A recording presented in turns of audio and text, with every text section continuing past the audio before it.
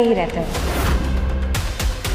शौर्य, मेरी मानो ना तो तुम इसे किसी सिग्नल पे बैठा दो और तुम भी आजाद हो जाओ। बस 10 मिनट और। नहीं 5 मिनट और, फिर देखते हैं स्टॉक बढ़ेगा और तुम सब हमारे पैरों में गिर जाओगे। ऐसा तो ठीक है, एक शर्त लगाते हैं। नहीं आशु, कोई शर्त लगाने की जरूरत नहीं। चलो हम यहाँ से चलते हैं।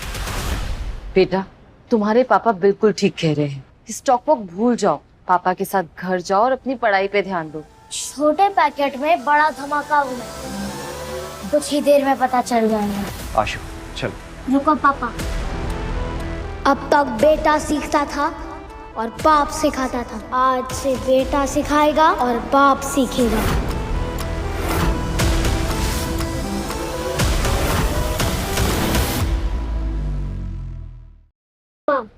एक बार मुझ पर विश्वास कर लीजिए पापा, क्या आप लाइफ में एक बार नहीं जीतना चाहते? जीतने के लिए किस्मत चाहिए, लेकिन तुम्हारे कपड़ों की तरह तुम्हारी किस्मत भी फटी हुई है। बाप भिखारी तो बेटा जुआरी। वाह। शुक्र है मैंने इसकी कस्टडी नहीं दी, वरना मेरे पैसे भी जला देता। करण, तुम ना जीनियस हो, जो इसका असली रंग तुमने पहले ही देख लिया। और मैं तो हैरान हूँ कि मेरे कोख से ऐसा बच्चा पैदा हुआ है। तुम्हारी गलती नहीं है डार्लिंग, इस शौर्य के खून में ही गंदगी है। और एक भिखमंगे का बेटा तो द्वार ही निकलेगा ना। सही है, चुपचाप निकल जाए यहाँ से। हार जीत का तो पता नहीं आशु, पर आज किसी के दांत जरूर टूटेंगे। गार्ड्स! अरे हटो तुम। क्या बात है पापा? शौर्य, तुम पागल हो गए हो क्या? पागल हो गया हो या नहीं, तुम्हें क्या फर्क पड़ता है? और आशु बिल्कुल सही कह रहा है, हमेशा हम हारे क्यों? पापा, आज के बाद आप कभी नहीं हारेंगे, चाहे कुछ भी हो जाए। मैं आपके नाक नहीं कटने दूंगा। बोलो करण, कैसी शर्त लगानी है तुम्हें?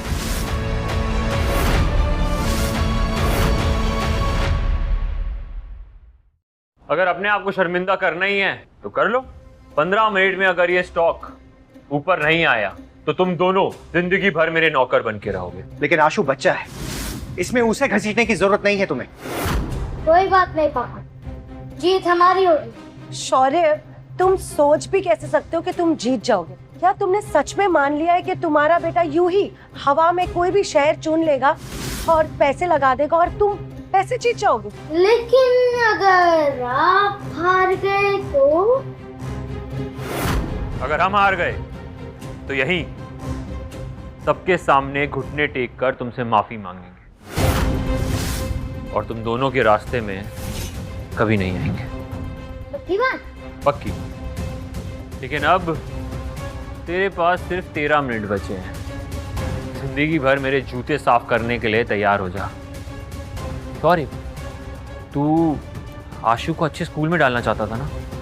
टेंशन मत ले, मैं हूं ना, मैं डालूंगा, लेकिन प्यून बनने के लिए। अभी समय बाकी है। तुम्हारा समय तो तभी खत्म हो चुका था शौर्य, जब तुमने करण मल्होत्रा से पंगा लिया था। अगर मुझे अपनी असलियत इनसे छुपानी ना होती तो मैं इनकी मदद जरूर करती, लेकिन ये स्टॉक मार्केट किस्मत के दम पे नहीं चलती। समय खत्म हुआ आशु, जूते साफ करने के लिए तैयार हो? आशु को इसमें घसीटने की कोई जरूरत नहीं है, उसकी नादानी समझ के उसे छोड़ दो। ठीक है, इसे माफ कर दूंगा, लेकिन तू अभी सबके सामने मेरे जूते चाटेगा। क्या हुआ शौर्य? तू तो कहता था बेटे के लिए जान भी दे देगा। तो घुटने टेक, चाट मेरे जूते। दिखा कितना प्यार करता है तू अपने बेटे से। मैं झुकने के लिए तैयार हूं। पापा, छुपने का जमाना गया, अब दुश्मन की गुरूर को अपने ऊपर लाने का वक्त आ गया। अटेंशन प्लीज, आज मित्तल गोल्ड स्टॉक की कीमत में 50 गुना की भारी उछाल आई है। सभी शेयर होल्डर्स तुरंत ध्यान दें।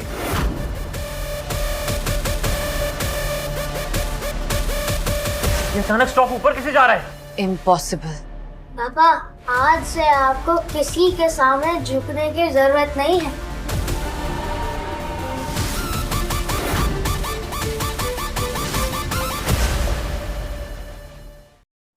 What the hell is happening?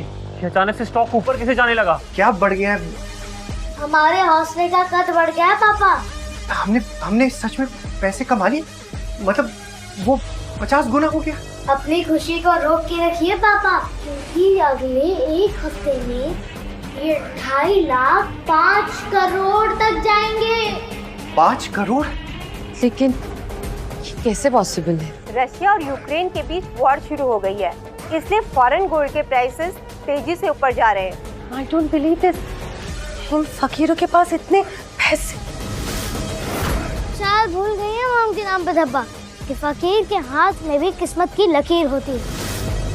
और आपके नए हस्बैंड घुटने टेकने के लिए तैयार है ना?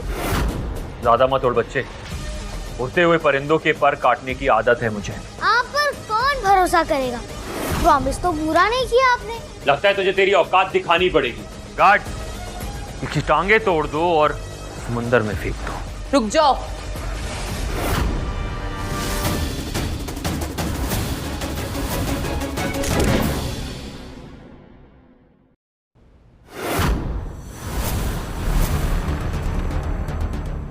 हाँ, अरे डेविड भाई, हाँ आप यहाँ कैसे? क्यों, तुमसे परमिशन लेकर आना चाहिए था? अरे नहीं नहीं, मैं तो बस यूं ही पूछ रहा था। हाँ, हम बस निकलने ही वाले थे। हम चलते हैं, चलो चलो भाई। अंकल, अभी शर्त पूरी नहीं हुई है। ज्यादा जबान चल रही है तेरी, जबान निकाल लूंगा, समझा? अच्छा हुआ याद दिलाया छोटे उस्ताद, तुम दोनों ने कह ही दिया था कि हारोगे तो घुटने टेकोगे। तो हमसे गलती हो गई, हमें माफ कर दो। तुम्हारी गलती। वैसे तुम दोनों माफी के लायक नहीं हो, लेकिन मेरे पापा कहते हैं माफ करने वाला गलती करने वाले से बड़ा होता है। और आप सब तो मेरे और पापा के सामने इतने छोटे हो। तुझे एक दिन जरूर देख लूंगा टिंगू। चलो।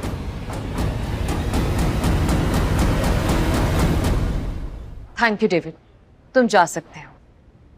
मैंने सुना था कि एक पल में किस्मत बदलती है, और आज देख भी लिया। I am impressed. जी, आपका बहुत बहुत शुक्रिया, आपने हमारी इतनी मदद की। थैंक यू से काम नहीं चलेगा। मैं वरदान ग्रुप्स में आपको फाइनेंशियल एक्सपर्ट की पोजीशन देना चाहती हूँ। कल आपको मेरे साथ इंटरनेशनल फाइनेंशियल समिट में चलना होगा, एक एक्सपर्ट बन के। जी, फाइनेंशियल समिट, यानी उस खजाने की चाबी जिसने पहले जिंदगी में मेरी लाइफ बदल दी थी।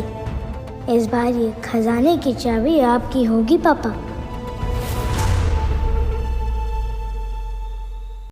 ये है मिस काव्या वर्धान, वर्धान ग्रुप की सीईओ। वरदान ग्रुप? पापा, आप इन्हें सिर्फ काव्या बुला सकते हैं, वो भी पूरे हक से। क्या बात कर रहे हो तुम? अब माफ कीजिएगा, ये मजाक करने की आदत है इसकी। No issues. Ma'am, Rihan Singhania जाने माने फाइनेंशियल एक्सपर्ट हैं, और वो हमारे एडवाइजर बनने को भी तैयार है। हम सिंघानिया के साथ बिजनेस नहीं करेंगे। वो हमारा बिजनेस एंड एसेट्स हड़पना चाहते हैं। उनके साथ बिजनेस करना मतलब शेर के मुंह में हाथ डालना। Not possible. काव्या जी, मुझे ये फाइनेंशियल समिट, इसके बारे में कुछ पता नहीं है। अब और इतनी बड़ी जिम्मेदारी तो मैं नहीं निभा पाऊंगा, please. Mister Shaurya, don't be humble. मैंने अभी देखा कि यहाँ पे क्या हुआ, इसलिए प्लीज आप ये सब बहाने मत कीजिए। आप शायद मुझे गलत समझ रही हैं, ये तो बस ऐसे ही तुक्के में बच्चे ने कर दिया। इतना सब कुछ एक छोटा सा बच्चा कैसे सोच सकता है? मुझे पता है कि आप इसका क्रेडिट नहीं लेना चाहते, ये सब आप ही ने किया है। कल जहां फाइनेंशियल समिट में सब लोग अपनी किस्मत के भरोसे बेट लगाएंगे, हम लोग अपनी सोच और एक्सपीरियंस के भरोसे बेट लगाएंगे। देखिए मिस्टर शौर्य, आई अंडरस्टैंड कि आप रेगुलेटरी बोर्ड के सामने नहीं आना चाहते और किसी भी टाइप का एक्सटर्नल रिस्क नहीं लेना चाहते ताकि किसी को पता ना चले, इसलिए आप खुद पैसे नहीं लगाते, किसी से बोल के या फिर किसी से इन्वेस्ट करवाते। बट प्लीज, कल का समिट मेरे लिए बहुत इंपॉर्टेंट है और मुझे आपकी हेल्प की बहुत जरूरत है। पापा आपकी मदद करेंगे, लेकिन शर्त पूरी होने के बाद। आशु, अब ये कौन सी शर्त है? ये है इस हैंडसम बेटे के हैंडसम बाप। बोलो, मेरी मम्मी नंबर 2 बनने के लिए तैयार हो ना आप?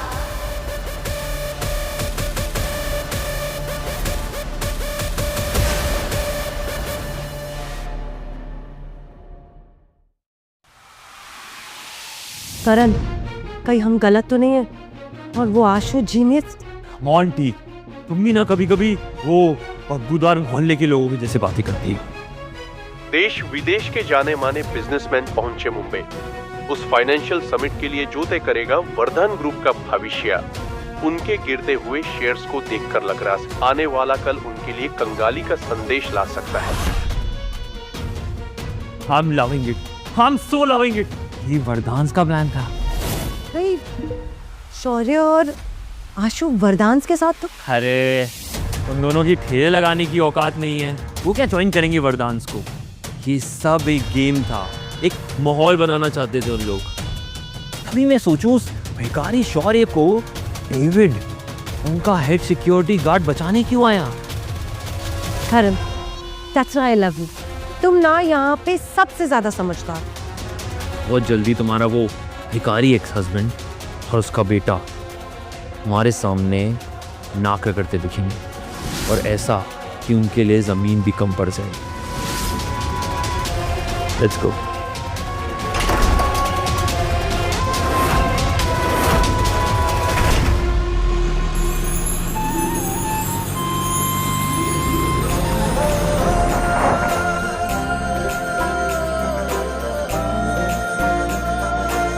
आज मेरे पापा की शादी है। आज मेरे पापा की शादी है।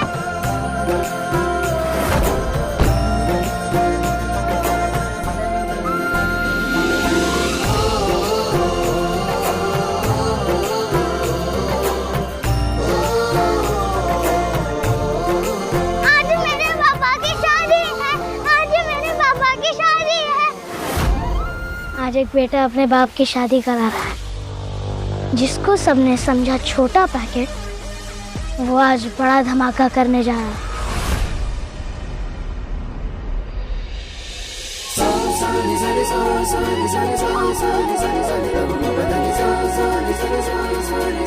शादी मुबारक मम्मी नंबर 2। थैंक यू बेटा, मैंने अपना वादा पूरा किया और आज आपको फाइनेंशियल समिट पर आकर अपना वादा पूरा करना है। सेब। पापा, मम्मी नंबर 2 कितनी स्मार्ट है और ब्यूटीफुल भी। लेकिन आज जब समिट में मैं कुछ बोल ही नहीं पाऊंगा तो नया नया जो ये रिश्ता जुड़ा है ना, ये भी वो तोड़ देगी। पापा, ये रिश्ता कभी नहीं टूटेगा, कभी नहीं।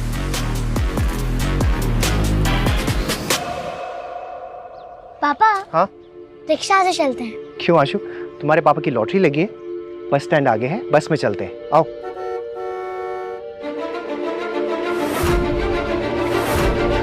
लग गई लॉटरी। लगता है आज आपका राजयोग शुरू हुआ।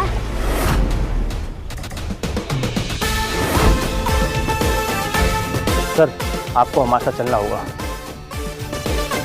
किस राजयोग की बात कर रहे हो तुम आशु? मैंने तो अपने सपने भी गिरवी रख दिए। पता नहीं अब क्या होगा।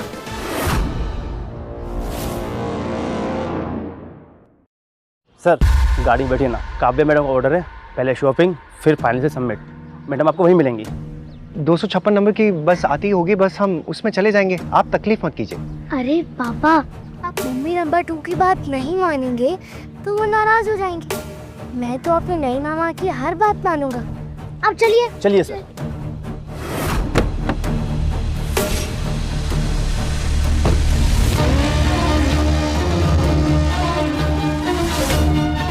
पापा, कैसी फीलिंग आ रही है? छोटा पोस्टर निकला हीरो जैसी आ रही है ना? हीरो कब जीरो बन जाएगा ना, पता भी नहीं चलेगा आशु। ये लोग यहाँ कहाँ से आ गए? तुम भिखारियों की इतनी हिम्मत कि तुम लोग यहाँ आओ। यहाँ आना तुम दोनों को बहुत महंगा पड़ेगा।